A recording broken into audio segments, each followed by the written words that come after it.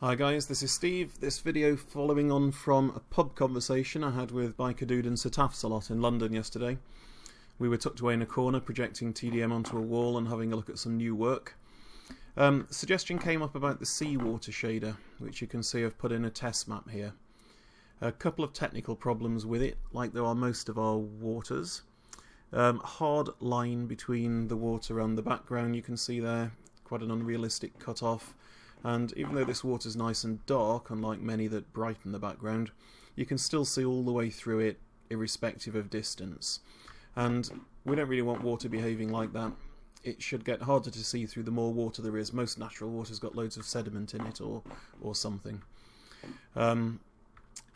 We had the idea of using a depth-aware shader to calculate the distance of water you're seeing through before you see the background, and then basically filter out the background if the depth is too great.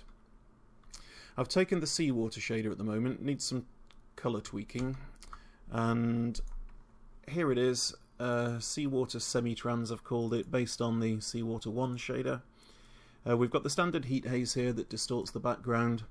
Then I've commented out the 2 layers of the seawater texture that were there, that we've just seen, and I've added a new shader program which paints the depth difference between the transparent surface that the shader program is running on and the solid background. Got mask color here, it's just painting that depth difference into the alpha layer, and then we mask the alpha to paint our seawater surface on, and we're using the alpha values that we've painted into the background so we can get, you know, different amount of mix between the foreground seawater color and the background color here. So if I activate those changes, nothing happens. Damn it. Have I saved this file? No, I haven't. Right, let's try that again. Okay. The colour's a bit off, but we can tweak that later. It's fixed a couple of techie problems. You see that hard line's gone between the edge of the water and the sand. If we look at solid objects under the water, you can see that wall is fading out the more water you can see. Over on the steps here, if I crouch down, oops, I haven't put an underwater GUI on it, sorry, but if I crouch down, you can barely see any steps there. You're looking sideways through the water. Standing up, it's more translucent and the steps are fading out as they go away. So far so good. There is a problem though. This is not going to be the solution. This is just my first attempt, and I'll show you what the problem is.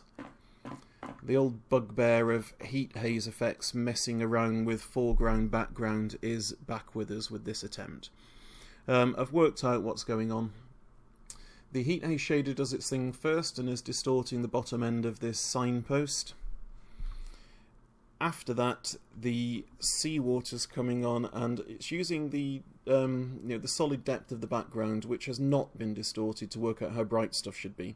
So where the pole was before the heat haze distorted it, it's telling us that that bit of background ought to be brighter because there's less water in front of it, and so it's making some of the seabed look brighter, which is just wrong. The only way I can think of to fix that is to do something a bit different and just put this depth technique into the heat haze shader itself.